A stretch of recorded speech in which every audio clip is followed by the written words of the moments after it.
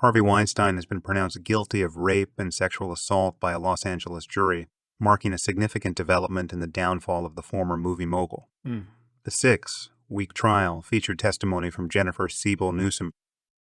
The verdict comes 5 years after numerous women came forward, sparking the Me Too movement and exposing allegations against Weinstein. The jury, deliberating for over 9 days, found Weinstein guilty on 3 counts related to rape and sexual assault involving a European model and actor who testified under the pseudonym Jane Doe. However, the jury remained divided on 3 other charges concerning rape and sexual assault, including those brought by Jennifer Siebel Newsom, the spouse of California's governor. Additionally, Weinstein was acquitted of a sexual battery accusation made by a 4th woman. Weinstein's conviction on serious charges, such as forcible rape in the Los Angeles trial, solidifies his downfall from a once prominent Hollywood figure, previously sentenced to 23 years in prison following a 2020 conviction in New York. The 70-year-old now faces the prospect of an additional 18 to 24 years behind bars. Regardless of the outcome of his ongoing appeal in New York, Weinstein is expected to spend the rest of his life incarcerated.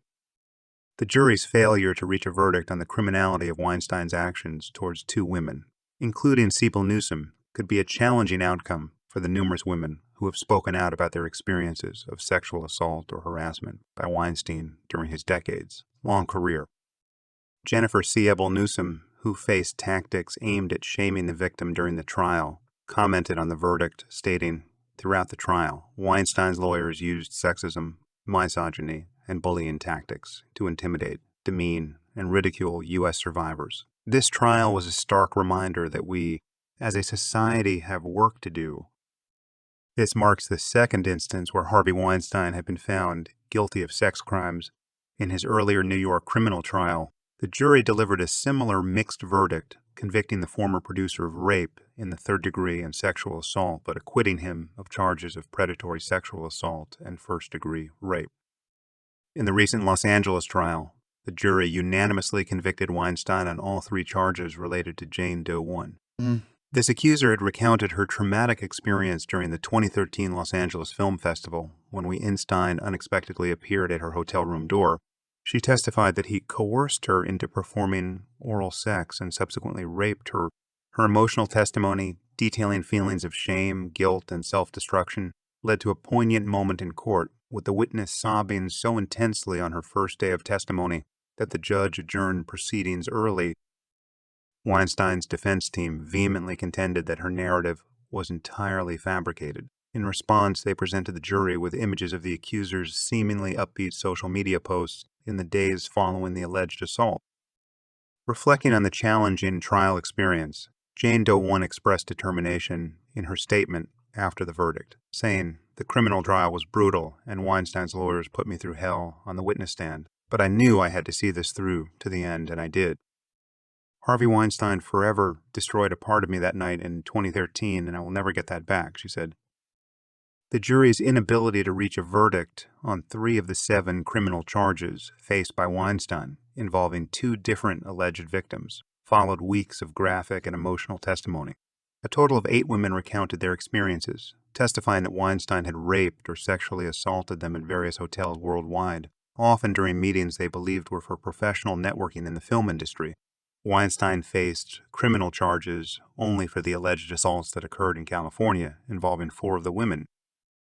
Among the trial's most emotionally charged testimonies was that of Siebel Newsom, a documentary filmmaker now married to California Governor Gavin Newsom. She testified that Weinstein assaulted and raped her during what she believed to be a business meeting in a hotel in 2005, a time when she was a young actor and producer trying to establish herself in the industry. Siebel Newsom, visibly distraught, described the alleged attack as her worst nightmare and endured an aggressive cross-examination from Weinstein's defense. They portrayed her as someone who engaged in consensual relationships to advance her career and, in their opening statement, referred to her in derogatory terms. The jury was unable to reach a verdict on whether Weinstein forcibly raped and assaulted Siebel Newsom, leading to a mistrial on those specific charges. Additionally, the jury could not reach a verdict on whether Weinstein had assaulted Jane Doe 2, another young model and aspiring screenwriter, in a bathroom following what she believed would be a business meeting. Gloria Allred, the attorney representing Jane Doe, too, stated after the verdict that her client was 100 and committed to testifying again if she was asked to do so, as reported by the New York Times. California's Governor, Gavin Newsom, who was not allowed to be present in the courtroom during his wife's testimony, expressed pride in a statement saying, "I am incredibly proud of my wife and all the brave women who came forward to share their truth and uplift countless survivors who cannot." The first partner of California, Jennifer Siebel Newsom, will continue to fight for all women and all survivors of abuse against a system that permits the victim to be shamed and re-traumatized in the name of justice, stated Elizabeth Fegan, an attorney for Siebel Newsom. Fegan criticized Weinstein's defense for highlighting the continued professional email correspondence and other interactions Siebel Newsom had with Weinstein after the alleged rape, arguing that their defense implied a woman who was assaulted must forgo her chosen career or be accused of consent. After the fact, Harvey Weinstein will never be able to rape another woman. He will spend the rest of his life behind bars where he belongs, Siebel Newsom stated in response to the verdict. Throughout the trial, the prosecution portrayed Weinstein as a predator who employed a pattern of manipulation and coercion to ensnare his victims. Marlene Martinez, an attorney in the case, emphasized during closing arguments that for this predator, hotels were his trap.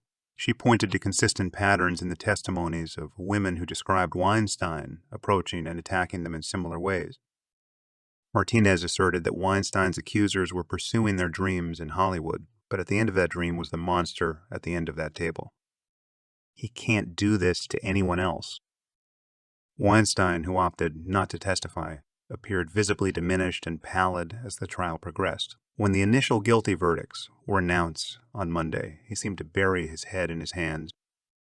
Despite pleading not guilty to all charges, the 70-year-old faced an aggressive defense strategy from his attorneys who sought to undermine the credibility of his accusers. Legal observers noted the apparent misogyny in Weinstein's defense, drawing parallels to tactics reminiscent of the 1980s.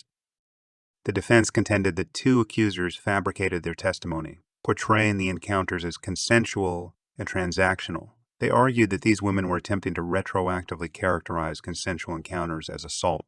Weinstein's legal team also focused on explicit details, such as the sounds Jennifer Siebel Newsom allegedly made during her assault and the accuracy of another accuser's description of Weinstein's anatomy. In his closing arguments, defense attorney Alan Jackson cautioned the jurors against being influenced by the Me Too movement. He asserted that the testimony of 8 different women did not provide evidence beyond a reasonable doubt that Weinstein had committed any crime. The truth is immutable. It's not a feeling. It's not a whim. It's not a hashtag, Jackson emphasized. The law is not captive to the shifting sands of a popular movement. Jackson pointed to Jennifer Siebel Newsom's decision to publicly speak out against Weinstein in 2017, aligning it with the emerging wave of women sharing their experiences. He characterized her choice as motivated by public perception, stating, "She turned on him in a second, not because it was true, but because it was trendy." The personal attacks by Weinstein's defense team on Jennifer Siebel Newsom, suggesting she was lying or seeking personal gain, echo familiar tropes used against various individuals, including those in less prominent professions, according to Jennifer Mondino, the director of the Time's Up Legal Defense Fund. The fund provides support to those who have experienced workplace sexual harassment, and Mondino highlighted how survivors are often reluctant to come forward due to fears of facing such stereotypes.